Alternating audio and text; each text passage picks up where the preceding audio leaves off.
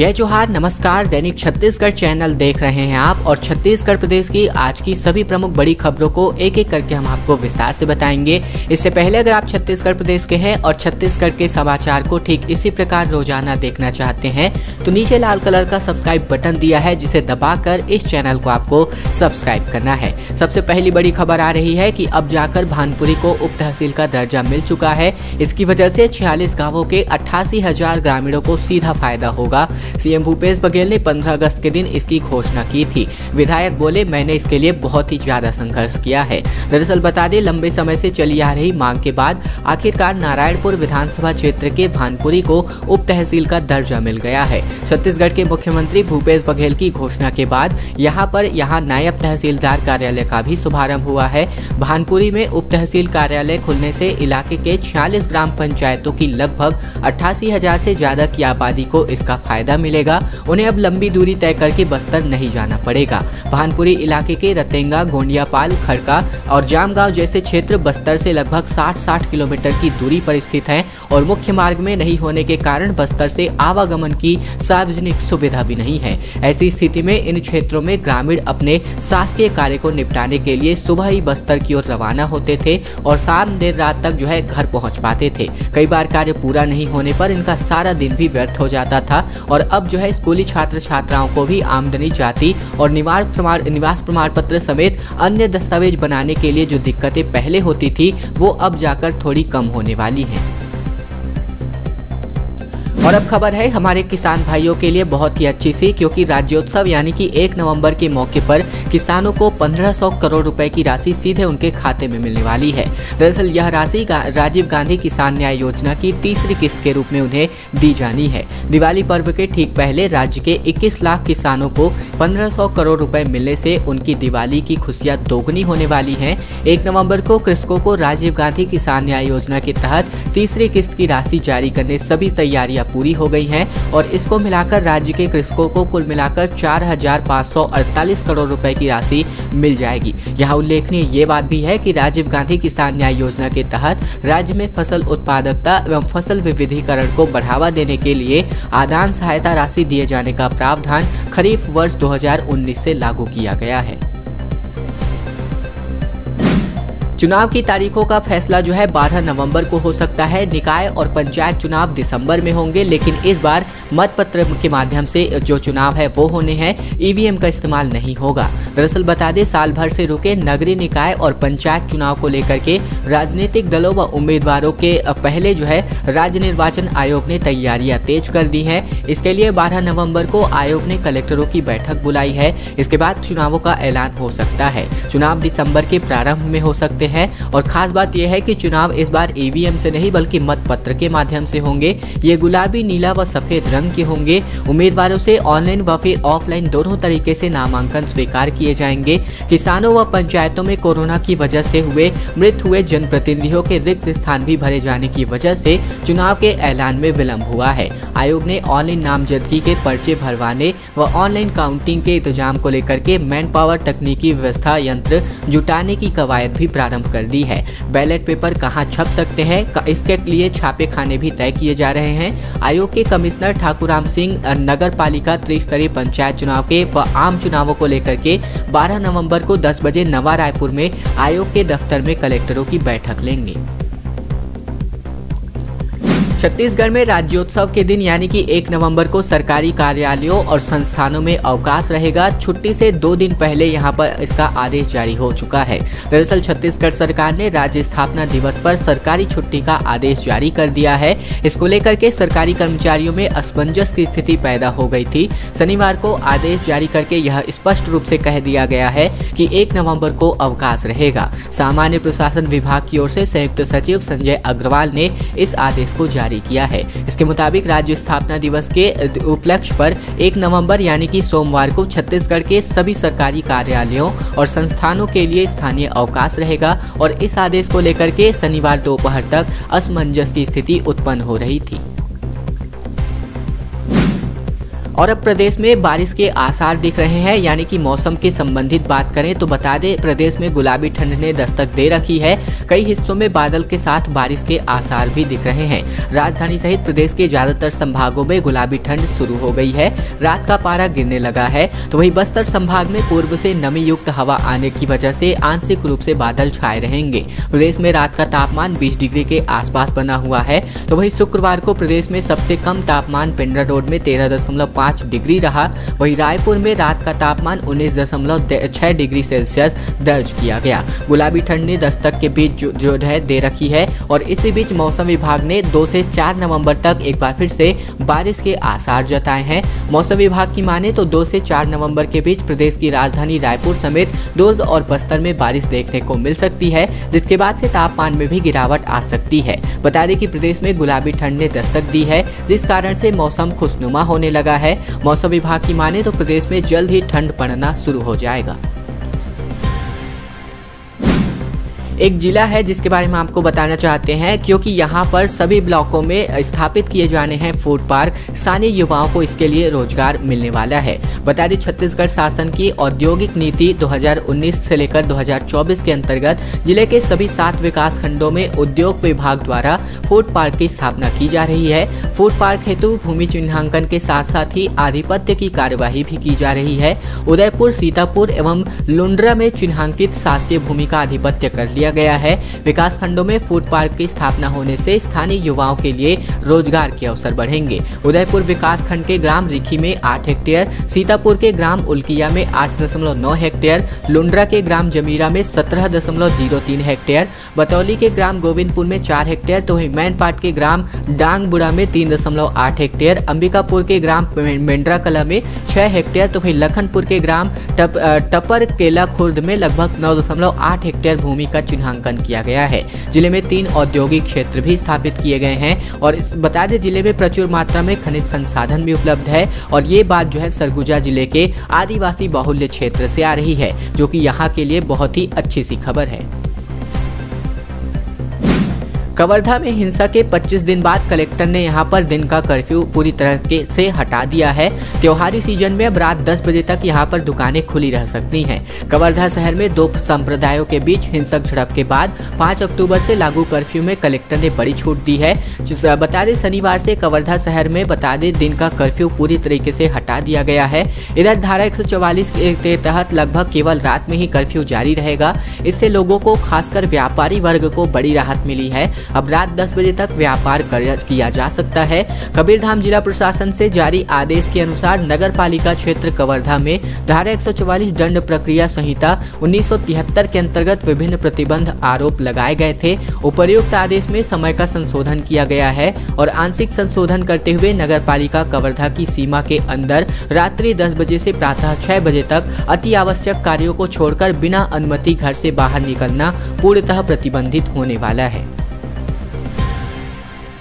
और अब खबर एक बार फिर से चुनाव की प्रक्रिया को लेकर के। प्रत्यक्ष प्रणाली में इस बार चुनाव होने हैं। मुख्यमंत्री व सांसद समेत जिले के 12,500 मनवा कुर्मी लगभग 59 बूथों में अपना मतदान करने वाले हैं। छत्तीसगढ़ मनवा कुर्मी समाज के केंद्रीय अध्यक्ष व दुर्ग राज प्रधान का चुनाव आज होने वाला है। बता दें छत्तीसगढ़ मनवा कुर्मी क्षत्रिय समाज के केंद्रीय अध्यक्ष और दुर्ग राज प्रधान के लिए चुनाव जो है आज होगा। इसके लिए बता दें चुनाव की प्रक्रिया प्रत्यक्ष प्रणाली से होने है, जिसमें पूरे प्रदेश के 10 राज्य व साथ ही साथ राज्य के लगभग ग्राम व नगर इकाई के 18 वर्ष के प्रत्येक सदस्य अपने ग्राम व नगर के बूथ में सुबह 9 से लेकर के दोपहर 3 बजे के बीच अपना मतदान कर सकेंगे। दुर्ग जिले में समाज के 12,500 सदस्य अपने मताधिकार का प्रयोग करेंगे। इसमें मुख्यमंत्री भूपेश बघेल व सांसद विजय बघेल भी वोट डालेंगे। इधर खबर ये भी है कि सदस्यों की बात की जाए तो भिलाई नगर में 2,554 और दुर्ग शहर में 650, ग्रामीण क्षेत्र में 9,256 मतदाता हैं, माफ कीजिए 9,296 मतदाता हैं और जिले में कुल मिलाकर 59 बूथ भी बनाए गए हैं। इसमें दुर्ग के 2, भिलाई के 8 बूथ शामिल हैं। जोनल अधिकारी, पीठासीन अधिकारी, मतदान अधिकारी, सहायक पर्यवेक्षकों का दल भी यहां पर बनाया गया है। किसानों के लिए एक बड़ी खुशखबरी सामने आ रही है। शून्य ब्याज दर पर सरकार जो है कर्ज देगी। मुख्यमंत्री बघेल ने इसकी घोषणा कर दी है। दरअसल मुख्यमंत्री भूपेश बघेल की घोषणा के बाद लाख उत्पादक किसान व समूहों के लिए अल्पकालिक ऋण लेने का रास्ता खुल गया है। इसके लिए सहकारिता विभाग ने नियमों का खाका तैयार कर लिया है। इसके तहत लाख उत्पादक समूह को अधिकतम 2 लाख और व्यक्तिगत रूप से किसान 50,000 रुपए का अल्पकालिक जो है ऋण ले सकते हैं। यह ऋण जो है शून्य ब्याज दर पर मिलेगा। इससे प्रदेश के लगभग 36,000 किसानों को फायदा होगा। सहकारिता विभाग की ओर से इसके लिए नियम जारी हो चुके हैं। इसमें कई शर्तों को भी जोड़ा गया है। समूहों का ऋण प्रकरण भी तभी तैयार होगा जब उनके पास सीड मनी के रूप में 50,000 रुपए होंगे। इधर खबर ये भी है कि 60:40 के अनुपात में यहाँ पर कर्ज मिलेगा। लाख उत्पादक किसानों को कर्ज देने के लिए अनुपात भी तय किया जा चुका है। इन्हें 60:40 के हिसाब से जो कर्ज है वो दिया जाना है। किसानों को 60% नगद और 40% वस्तु ऋण जो है दिया जाना है। शासन ने यह स्पष्ट कर दिया है कि किसी भी स्थिति में किसानों को 60% से अधिक की राशि नगद के रूप में नहीं दी जाएगी। छत्तीसगढ़ कांग्रेस में एक बार फिर से फुटअव्वल जारी है। इधर पीसीसी चीफ के सामने कर्मकार मंडल के अध्यक्ष ने प्रदेश महामंत्री की कॉलर को पकड़ लिया। धक्का मुक्की भी यहां पर चलती हुई दिखाई दी है। दरअसल छत्तीसगढ़ कांग्रेस में एक बार फिर से अंतर्कलह की स्थिति सामने आ रही है। फुटअव्वल यहां पर जारी है। बता दें प्रदेश अध्यक्ष मोहन मरकाम के सामने ही 2 पदाधिकारी आपस में ही भिड़ गए। छत्तीसगढ़ भवन निर्माण एवं अन्य सनिर्माण कर्मकार मंडल के अध्यक्ष सन्नी अग्रवाल ने पार्टी के प्रदेश महामंत्री अमरजीत चावला की कॉलर पकड़ ली। इस दौरान यहां पर दोनों नेताओं ने धक्का मुक्की भी करी और वहां मौजूद दूसरे पदाधिकारियों के बीच बचाव कार्य किया गया। कांग्रेस के प्रदेश अध्यक्ष मोहन मरकाम जो है पार्टी मुख्यालय राजीव भवन पहुंचे। उनके स्वागत के लिए संगठन महामंत्री चंद्रशेखर शुक्ला, मंत्री अमरजीत चावला और कुछ दूसरे पदाधिकारी उनका स्वागत करने के लिए मुख्य द्वार के बाहर खड़े थे। प्रदेश अध्यक्ष मोहन मरकाम पहुंचे और इसी बीच सन्नी अग्रवाल भी वहां पहुंच गए। इधर चावला ने अग्रवाल को अपनी गाड़ी को जो है किनारे लगाने को कह दिया और इस पर भड़के सन्नी अग्रवाल ने गाड़ी से उतरकर चावला की जो कॉलर है इसको पकड़ लिया। उसके बाद दोनों नेता एक दूसरे पर चिल्लाने लगे। इधर धक्का मुक्की भी इसी वजह से शुरू हो गई। यह देखकर वहां मौजूद दूसरे नेताओं ने बीच बचाव कर दोनों को यहां पर छुड़ाया। प्रदेश अध्यक्ष मोहन मरकाम ने वहां थोड़ी नाराजगी जताई, लेकिन अब इस मामले में नेताओं ने चुप्पी साध ली है। दोस्तों अगली बड़ी खबर की ओर बढ़ते हैं उससे पहले हमारी एक बहुत ही छोटी सी प्रार्थना है। वीडियो अगर आपको पसंद आ रहा होगा तो इस वीडियो के नीचे लाइक बटन है जिसे दबाकर इस वीडियो को आपको छोटा सा लाइक कर देना है। नीचे लाल कलर का सब्सक्राइब बटन भी दिया है जिसे दबाकर इस चैनल को आपको सब्सक्राइब कर लेना है। तो वही घंटी को दबाकर ऑल नोटिफिकेशन को भी आपको सेलेक्ट करके रख लेना है ताकि प्रतिदिन की महत्वपूर्ण खबरें छत्तीसगढ़ के समाचार ठीक इसी प्रकार से हम आप तक रोजाना पहुंचा सकें। और अब एक भीषण खबर ये आ रही है कवर्धा से। मवेशियों के झुंड में एक ट्रक जो है जो अनियंत्रित होकर के सीधे घुस गया। एक को 2 किलोमीटर तक इसने घसीटा, जबकि 5 मवेशी की मौत बताई जा रही है। 2 मवेशी घायल हुए हैं और लोगों ने इसको लेकर के जमकर हंगामा भी किया है। बता दें छत्तीसगढ़ के कवर्धा में शाम तकरीबन 4 बजे जंगल से चरकर वापस आ रहे मवेशियों के झुंड में तेज रफ्तार ट्रक घुस गया। इसमें 5 मवेशी की मौत हो गई और 2 गंभीर रूप से घायल हुए हैं। यह हादसा के चिल्फी रोड स्थित शनि मंदिर के पास हुआ है। इस दर्दनाक हादसे में एक मवेशी ट्रक के सामने वाले पहिए में 2 किलोमीटर तक फंसा रहा और जब लोगों ने देखा तो बोल्ला के एक बैंक के पास ट्रक को रुकवाया, तब मवेशी को ट्रक से निकाला जा सका है। इस दौरान लोगों ने जमकर हंगामा भी किया है। कवासी लखमा ने किया डांस, बघेल ने बजाई ताली। आदिवासी महोत्सव के दौरान दारू झन पीना रे गीत पर जमकर नाचे आबकारी मंत्री कवासी लखमा, जैसा कि आप सभी वीडियो में देख सकते हैं। दरअसल बता दें शुक्रवार की शाम आयोजित आदिवासी महोत्सव के दौरान एक अलग ही माहौल देखने को मिला। प्रदेश के आबकारी मंत्री कवासी लखमा झूमते नजर आए। उन्हें नाचते हुए देख मुख्यमंत्री भूपेश बघेल ने भी ताली बजाई और दोनों विभागीय स्टॉल का दौरा करने के लिए गए थे। मंत्री जैसे ही समाज कल्याण विभाग के स्टॉल के पास पहुंचे, मुख्यमंत्री ताली बजाकर झूमने लगे और इनके पीछे खड़े आबकारी मंत्री कवासी लखमा ने तो जबरदस्त डांस मूव के साथ भी सभी को हैरान कर दिया। रायपुर भिलाई की राह 31 अक्टूबर यानी कि आज से आसान होगी। 2 पहिया वाहनों के लिए खुलेगी कुम्हारी फ्लाईओवर। 40 मिनट में पूरा होगा 1.5 घंटे का सफर। दरअसल बता दें अब अगर सब कुछ सही रहा तो आज के दिन रायपुर के बीच वाहन चालकों को रोज लगने वाले जाम से निजात मिल जाएगी। दुर्ग के कुम्हारी में निर्माणाधीन 800 मीटर लंबा फ्लाईओवर 2 पहिया वाहनों के चालकों के लिए खोला जा सकता है। जाम को देखते हुए national highway authority of India ने यह निर्णय ले लिया है। इधर फ्लाईओवर खुल जाने के बाद से सर्विस रोड पर 30,000 से भी अधिक 2 पहिया वाहनों के ट्रैफिक का दबाव कम हो जाएगा। इससे 4 व्हीलर और हैवी व्हीकल सर्विस रोड से आसानी से निकल पाएंगे। इधर दुर्ग से लेकर के रायपुर के बीच नेशनल हाईवे पर 4 फ्लाईओवर बनाए जा रहे हैं। इसके चलते वाहनों को सर्विस रोड से आना जाना करना पड़ रहा है। सर्विस रोड सक्रिय होने की वजह से गाड़ियों का दबाव अधिक होने से यहाँ दुर्घटना और जाम लगने की समस्याएं काफी बढ़ गई है। और इसे ही देखते हुए पीडब्ल्यूडी के सचिव सिद्धार्थ कोमल परदेसी ने 23 सितंबर को यहाँ का दौरा किया था और उन्होंने इस दौरान NHAI के यानी कि national highway authority of India के अधिकारियों और फ्लाईओवर निर्माण का कार्य कर रही एजेंसियों के इंजीनियर्स को जमकर फटकारा था।